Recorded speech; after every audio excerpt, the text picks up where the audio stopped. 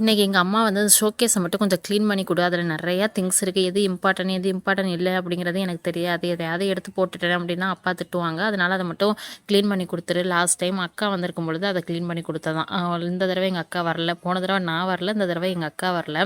சரி இந்த தடவை நீ அதை க்ளீன் பண்ணி கொடு அப்படின்னு சொன்னாங்க. சரி ஒவ்வொரு ரூமாக கொஞ்சம் கொஞ்சம் நம்மளுக்கு மற்ற வேலை எதுவுமே கிடையாது, சமைக்கிற வேலைலாம் எங்கள் அம்மாவே பார்த்துக்கிறதுனால சும்மா அந்த க்ளீனாவது பண்ணி கொடுப்போம், ஒரு ஹெல்ப் பண்ண மாதிரி இருக்கும் அப்படின்னு சொல்லிட்டு நான் அதை க்ளீன் பண்ண ஆரம்பித்தேங்க.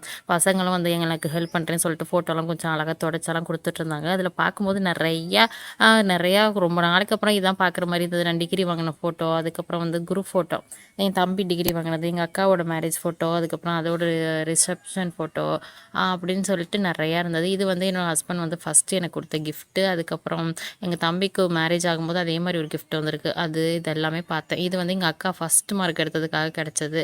அதுக்கப்புறம் இது வந்து டூர் போயிருக்கும்போது எடுத்தது. அதிலலாம் என்னை பார்த்தாலே யாரோ மாதிரி இருக்குது டிஃப்ரெண்ட்டாக. அது எல்லாத்தையும் தொடச்சிட்டு ஃபஸ்ட்டு கிளாஸை ஓப்பன் பண்ணி அதில் உள்ளது எல்லாம் தொடச்சாச்சு. அப்படியே பெரிய வேலை முடிஞ்சிருச்சு அப்படின்னு நினச்சிட்டு அதுக்கப்புறம் இதை ஓப்பன் பண்ணால் அப்போ தான் தெரியுது புதையல் மாதிரி வந்துக்கிட்டே இருக்குங்க. உள்ளே பார்த்தா அவ்வளோ கவரும், ஃபோன் சார்ஜர், இந்த ஃபோன் வாங்கின பாக்ஸு, அதுக்கப்புறம் வந்து இன்விடேஷன், இந்த நிறைய பேர் ஒரு போன வருஷத்துலேருந்து இந்த வருஷம் வரைக்கும் கொடுத்த இன்விடேஷனு, அதுக்கப்புறம் ஏதாவது ஃபங்க்ஷனுக்கு போயிட்டு வந்த, அது ஹாஸ்பிட்டல் போயிட்டு வந்த மெடிக்கல் பில்லு, அது இதுன்னு அவ்வளோ அதெல்லாம் எடுத்தால் அப்படியே வந்து புதையல் மாதிரி வந்துக்கிட்டே இருக்குது. என்னம்மா இவ்வளோதான் இதுக்குள்ளே வச்சுட்டு இருந்திருக்கு அப்படின்னு கேட்டால், எதையாவது தூக்கி போட்டோம்னா எப்போவாது இதுக்கு எங்கே அப்படின்னு கேட்பாங்க. அதுக்காக நான் எதையுமே தூக்கி போடுறதுல இந்த வாரண்டி கார்டு, கேரண்டி கார்டு, நம்ம ஏதாவது திங்ஸ் வாங்கினோம்னா கொடுப்பாங்களே, அது எல்லாம் இது வரைக்கும் இந்த லாஸ்ட் 1 இயராக வாங்கின என்னென்ன திங்ஸ் எல்லாம் வாங்கியிருக்காங்களோ அதுக்குள்ளே பில்லு, அதுக்கப்புறம் வந்து நிறையா பார்த்திங்க அப்படின்னா அந்த சார்ஜர், இந்த ஃபோனு பேசிக் மொபைல்லாம் இருக்கும்ல அதோட சார்ஜர், அப்புறம் அந்த பைப்பெல்லாம் ஒர்க் பண்ணும்போது ப்ளம்பிங் ஒர்க்குக்கு தேவைப்பட்ட திங்ஸு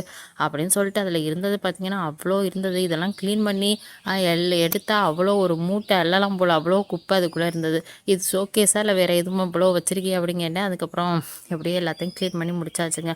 க்ளீன் பண்ணதுக்கப்புறம் தான் அதை பார்க்குறதுக்கே நீட்டாக இருந்தது, அவ்வளோ இருந்தது. பசங்களும் கொஞ்சம் ஹெல்ப் பண்ணாங்க. அதுக்குள்ளே எங்கள் அம்மாவும் சமைச்சு முடிச்சிட்டாங்க. அதுக்கப்புறம் க்ளீன் பண்ணிட்டு கொஞ்சம் சாப்பிட்டோம். இந்த வீடியோ பிடிச்சா லைக் பண்ணி ஷேர் பண்ணுங்கள். வேறு ஒரு வீடியோவில் பார்க்கலாம்.